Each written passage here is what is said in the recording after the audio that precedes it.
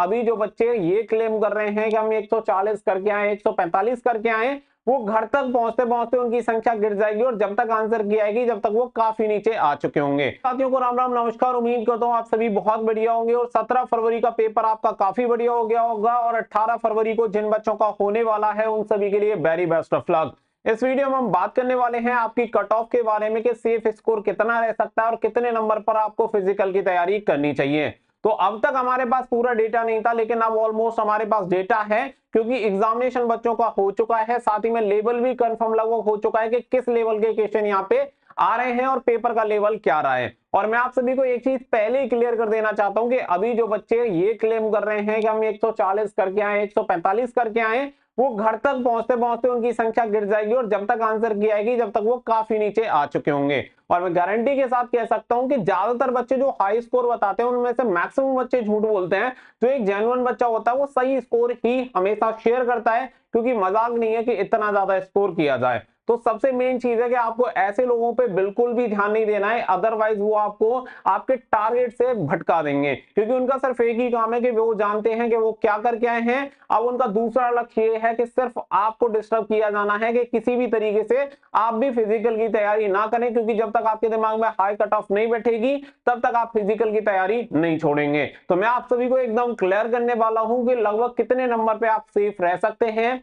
Cut off मैंने आपको पहले भी बताई थी, लेकिन मैंने आप सभी को बताया था कि एक सबसे मेन फैक्टर है कि एग्जामिनेशन का लेवल कैसा होगा। तो वो अब हमारे सामने आ चुका है और आप सभी दे भी चुके हैं, और जिन बच्चों का एग्जामिनेशन नहीं हुआ है वो भी पेपर चेक कर चुके होंगे और डेफिनेटली आपकी शिफ्ट का भी जो लेवल होगा वो लगभग समान रहने वाला है। यहाँ पे बात कर लेते हैं। तो देखो यहाँ पे अगर हम बात करें तो यहाँ पे 3 तरीके से पेपर को मैंने यहाँ पे कैटेगराइज किया है। अगर मैं यहाँ पे बात करूं तो देखो 3 तरीके से हमारा पेपर यहाँ पे, जैसे इजी, मॉडरेट एंड हार्ड। अगर मैं बात करूं इजी क्वेश्चन की तो मैं समझता हूं कि 45% तक आपके जो क्वेश्चन आए हैं, यानी 67-68 क्वेश्चन अगर हम देखें तो वो इजी लेवल के हैं। बाकी का मॉडरेट की अगर हम बात करें तो 40% लगभग आपका पेपर मॉडरेट है, जिसमें अगर हम देखें तो 60 क्वेश्चन आपके मॉडरेट के हैं। बाकी का अगर मैं हार्ड क्वेश्चन की तरफ जाता हूं तो अप्रॉक्स 15% आपको हार्ड क्वेश्चन देखने के लिए मिलेंगे, जिसमें लगभग 22-23 क्वेश्चन ऐसे रहेंगे जिनमें बच्चे को दिक्कत हो रही है, जो कैलकुलेटिव है या लेंदी हैं, जिनमें बच्चे को समय लग रहा है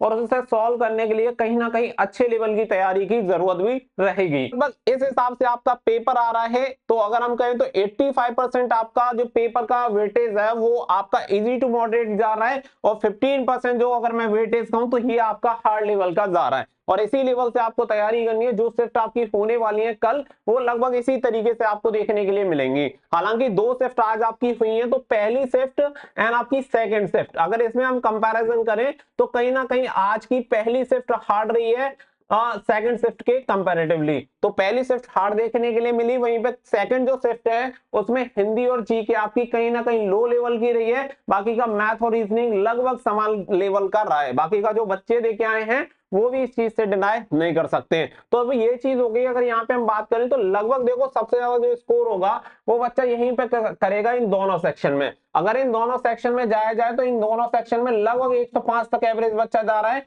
और बाकी का अगर आप यहाँ पे देखेंगे तो लगभग हम ये मान सकते हैं कि लगभग 10 क्वेश्चन यहाँ पे कर पा रहा है पढ़ने वाला बच्चा। बाकी का जो बहुत ज्यादा अच्छे से तैयारी नहीं की वो ना तो वहां पे 105 का एवरेज स्कोर कर पाएगा इजी टू मॉडरेट में, और ना हार्ड में 10 क्वेश्चन यहाँ पे सॉल्व कर पाएगा। तो एवरेज अगर हम देखें तो यहाँ पे लगभग आप ये मान सकते हैं कि बच्चा 110 से 115 के बीच में लगभग क्वेश्चन यहाँ पे अटेम्प्ट कर पा रहा है, जिसकी औसत पढ़ाई काफी अच्छी है। तो इसके हिसाब से अगर हम यहाँ पे कट ऑफ की बात करें तो देखो, जैसा कि मैंने आप सभी को कहा कि कट ऑफ मैंने आपको पहले भी बताया था, लेकिन अब चीजें काफी बदल चुकी हैं, क्योंकि मैंने आपको पहले ही कहा था कि आपके एग्जामिनेशन का लेवल, आपके पेपर का लेवल बहुत हाई नहीं जाने वाला है।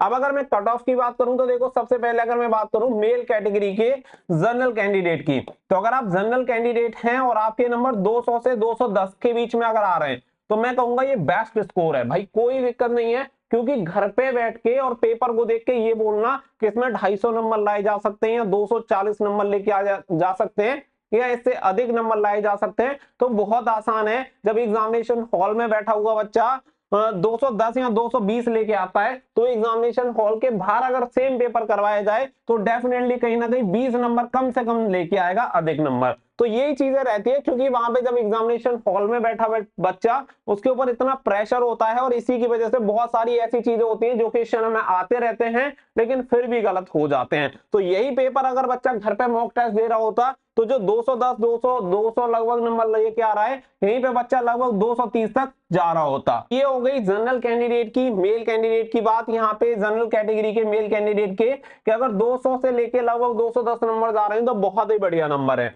अगर मैं बात करूं ओबीसी कैंडिडेट की एंड ईडब्ल्यूएस की, इनकी दोनों की कट ऑफ लगभग आपको समान देखने के लिए मिलेगी और 190 से 200 के बीच में बहुत बढ़िया स्कोर यहाँ पे रहने वाला है।